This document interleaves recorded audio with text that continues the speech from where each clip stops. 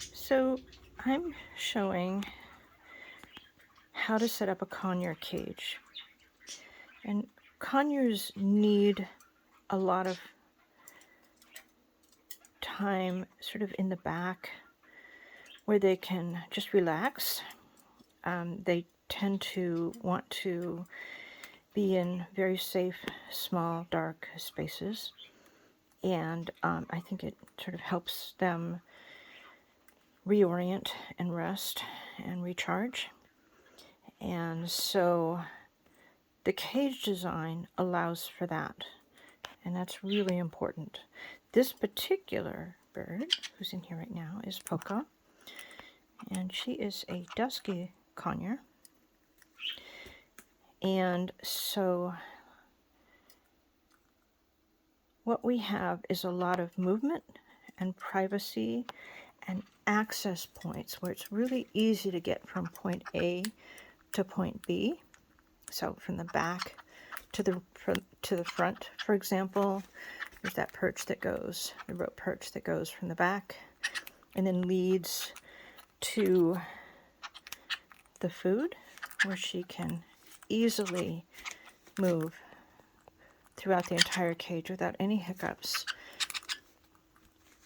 There's a shelf back here. It doesn't have to be in one corner or the other, but the shelf is really a great addition to a cage because it really provides a lot more options.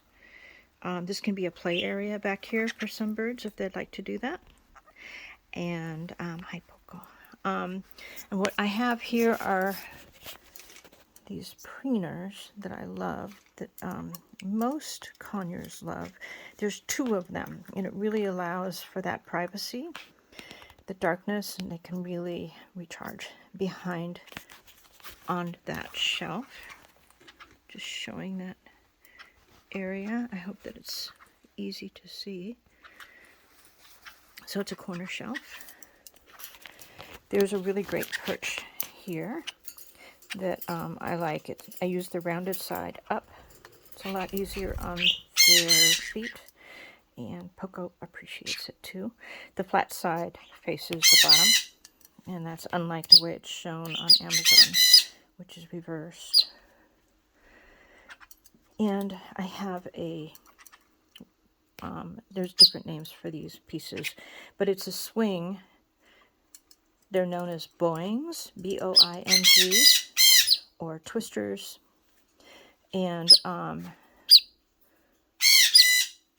they're just phenomenal for really every single reason. They provide movement, and just to keep in mind, birds' brains are really dedicated to movement and to vocalizing. And the boing provides that movement, along with really connecting different parts of the cage. It just is large enough so it allows a bird to really move through the cage. And for Poco in particular, she loves to sleep on the boing. So that happens to be her sleep perch. I haven't seen that very much in the past, but it's just so flexible. And the first boing that her dad got for her was too skinny, and she didn't spend any time on it. I recommended a 1-inch large or extra large. It's one of the two. It depends on the brand.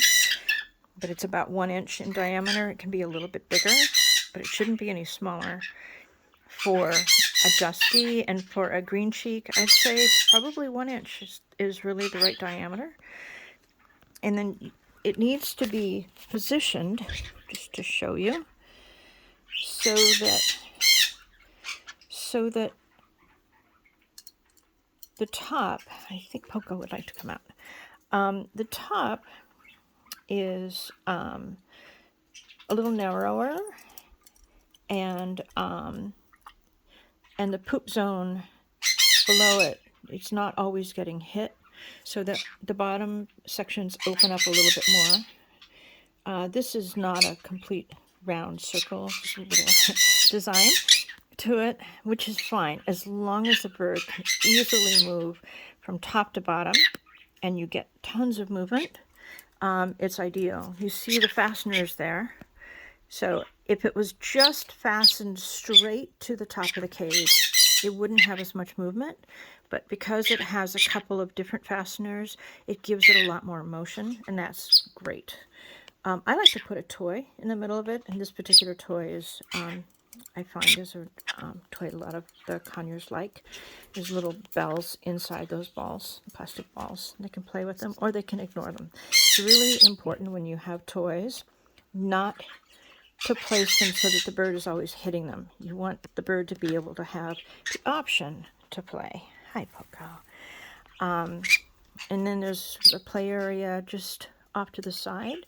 And knowing that conures like to have a lot of privacy, we set up those seagrass mats on either side.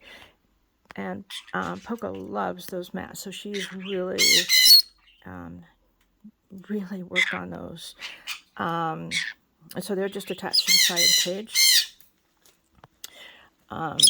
I'll show you how that goes. So it's just attached right there.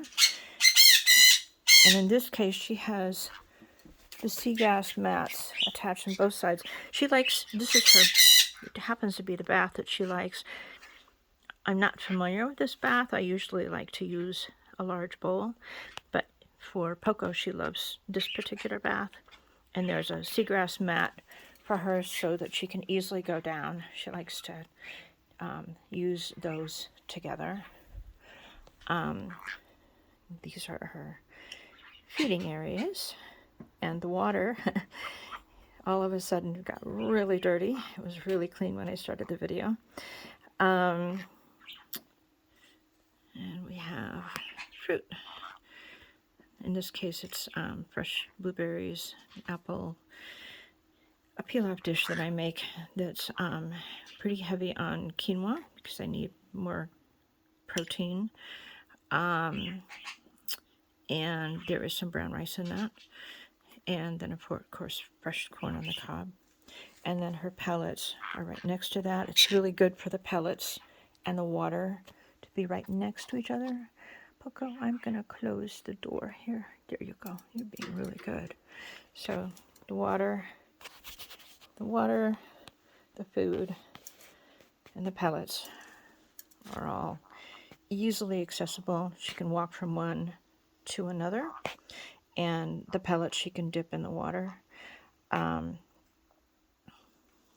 you want them to be all at the same levels, or essentially the same levels, so that the birds can easily move from one to another. They don't have to work too hard to get from point A to point B. I do want to just really talk about how important, hi Poco, hi baby girl, how important it is to have an extra perch that moves from the back and then to the front. So it's really easy. The bird doesn't have to walk all the way around the cage. It's really easy just to move through it.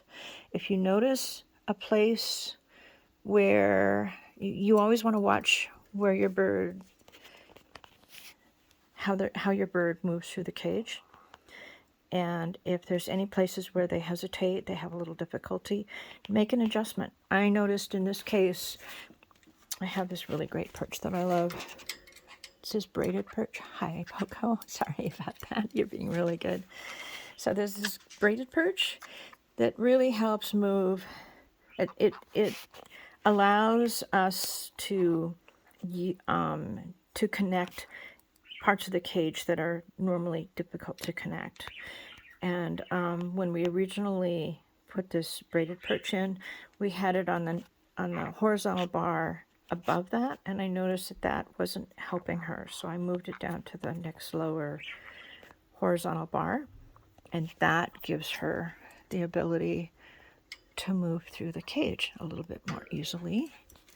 I'll also show you the bird bath that I normally use. As you can see, it's a really good size. It's a really good size. The back, I think it's about 12 or 13 inches at the widest diameter. And it's about 8 to 10 inches the narrower diameter, and it's about 2 inches deep. This is great for any kind of conure, the smaller conures, through to like the sun and the Jenday. It's a great size. Ideally, the sides have a little bit of a slope to them so that you don't have that like a vertical drop, but it can be a little hard to find those. But you do want to go larger. A lot of these baths that they sell at like big box stores are far too small. Okay. Yeah, I think that covers a lot of the information. I'll mention that the cage size is about 32 inches wide by about 22 inches deep. You can see that there's a lot of room in there. That's good for one conure, whether it's a green cheek conure or a dusky. It's not big enough for a sun or a Jenday, who you are hearing right now. And notice that there's no mirrors and no reflective surfaces in here at all. It's really important. There are plenty of toys and things for her to do, but reflective surfaces will trigger hormones, which causes aggression. Okay. I'll give you one last look here, and then we'll sign off.